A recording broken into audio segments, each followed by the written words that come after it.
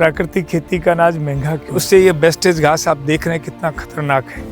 इस किसान का भला मेलों से नहीं होगा, किसान का भला सरकार की नीतियों से होगा। हमारे मेलों के पीछे लॉजिक था, परंपराएं थी हमारी। साथियों, जय गौ माता, जय गोपाल। जोर की ढाणी में आपका स्वागत है, सत्कार है। मैं देश के उन लोगों को आज एक छोटा सा जवाब देना चाहता हूं जो कहते हैं कि ऑर्गेनिक में लागत तो बहुत कम हो जाती है, तो फिर महंगा क्यों? प्राकृतिक खेती का अनाज महंगा क्यों? मैं देशवासियों, आप लोगों से एक विनम्र अपील करना चाहता हूं कि ये जो मनरेगा आई वो किस सोच से आई, किसके लिए आई, ये अलग विषय है। लेकिन इस देश में जो प्रवृत्ति चली है सब कुछ फोकट में दे दिया जाए, ये देश को नपुंसक बनाने का अभियान नहीं लगता आप लोगों को?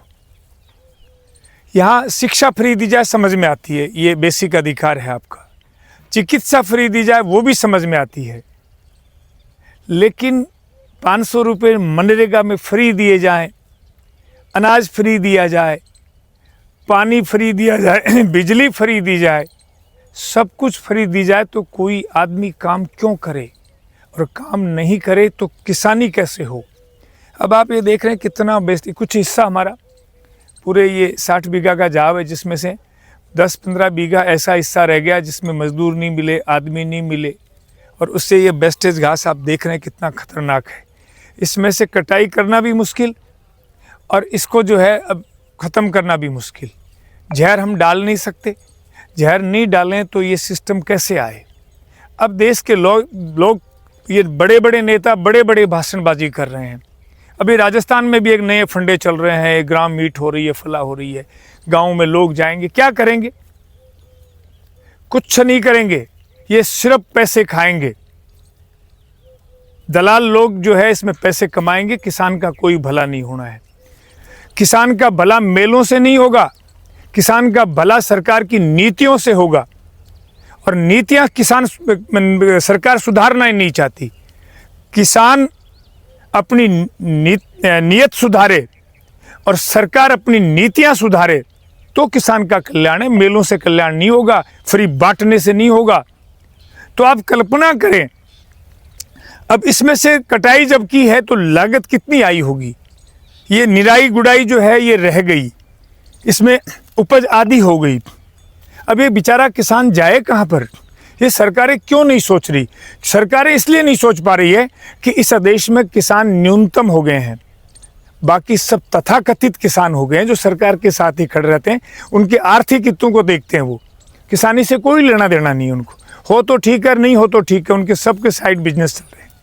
एक किसान जो है वो समर्पित योद्धा जो है, जो सिर्फ खेती पे डिपेंड है, उसकी आवाज़ को कोई सरकार नहीं सुनती है, कोई भी सरकार। बहुत क्लियर है ये जो डबल इंजन की, ट्रिपल इंजन की कोई सी भी सरकारें कहीं कुछ भी नहीं सुन रही हैं। ये पीड़ा है किसान की इस देश की। इसलिए हम देश के प्रधानमंत्री और हमारे मुख्यमंत्रियों को बहुत विनम्र शब्दों में अपील करते हैं कि आप ये मेले नहीं लगाएं, किसान को खैरात नहीं बांटें। किसान को खैरात नहीं चाहिए, ज्ञान चाहिए, और ज्ञान अपनी नीतियों से दीजिए। आप अपनी नीतियों को ठीक कीजिए।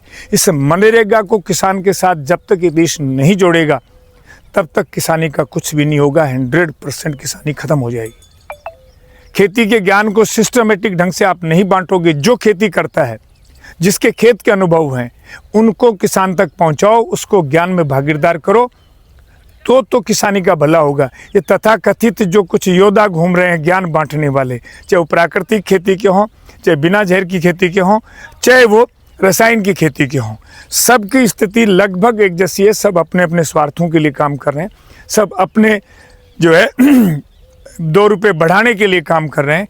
केवल किसान जो खेती करता है वो अपने ज्ञान को बढ़ाए, वो बैठ के आपस में बांटे, तब मेलों का फायदा। मेला होता है संगम, इससे ऊर्जा का आदान प्रदान होता है, केवल विचारों का नहीं होता, ऊर्जा आदान प्रदान होती है, एक दूसरे से सीखने को मिलता है। मेले के बहुत अच्छे अर्थ।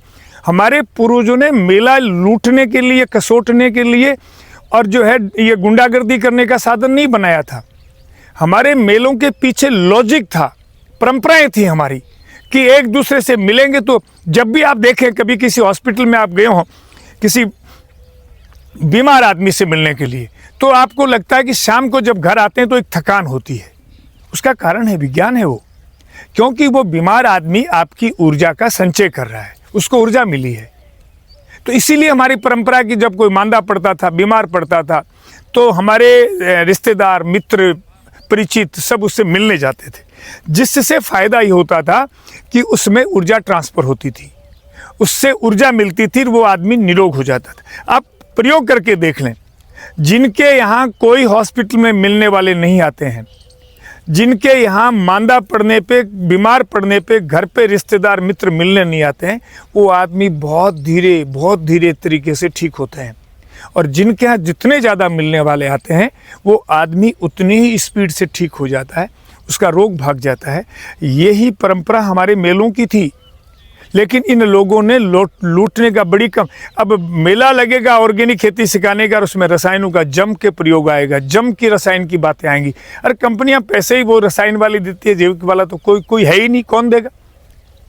तो सरकार से निवेदन है कि रसायन की सब्सिडी आप जैविक, जो प्राकृतिक खेती, जो बिना झर की खेती करने वाले लोग हैं, उनको भी देना शुरू कर दें, और इस मनरेगा को किसान से जोड़ दें, ऐसी नीति बना लें, तो किसान हितैषी सरकारें हैं। हम ये मान लेंगे, ये जान लेंगे। और बहुत क्लियर हम आपसे अपील करते हैं कि आप इस पे विचार करें, नहीं तो ये वेस्टेज घास देख रहे हैं। हालांकि इसका एक फ़ायदा ये है कि हमारी इसमें हज़ारों जड़ी बूटियाँ हैं, हमारी गौ माताएँ खा रही हैं, और वो अपने शरीर का, अपने दूध का पोषण कर रही हैं। लेकिन इससे हमारा उत्पादन घट गया, हमारे लिए विकृत समस्या हो गई। तो उस समस्या का निदान जो है वो मनरेगा को किसान से जोड़ने से ही होगा, दूसरा कोई रास्ता नहीं है। तो बहुत बहुत धन्यवाद। आप देशवासियों से मेरी अपील है कि किसान की समस्या को समझें, किसान को समझें, और किसान को समझने के लिए फैमिली डॉक्टर भले ही रखो, लेकिन एक फैमिली फार्मर ज़रूर रखो। किसान के खेत में आओ, किसान की समस्याओं से रूबरू हो, किसान क्या करता है इसको जानो, और फिर सीधा किसान से आप अपनी रसोई का सामान खरीदो। आप लोग कुछ नहीं कर सकते तो कम से कम देश, गाय और किसान के लिए इतना तो कर सकते हैं कि एक रात किसान के नाम, 365 दिन में से एक रात किसान को दे दीजिए। 2, 4, 5 देते हो तो बहुत बढ़िया बात है। ये कोई जोर की ढाने के लिए अपील नहीं कर रहा हूँ मैं। ये देश के किसी भी कोने में जो भी किसान रहता है, जो किसानी ही करता है,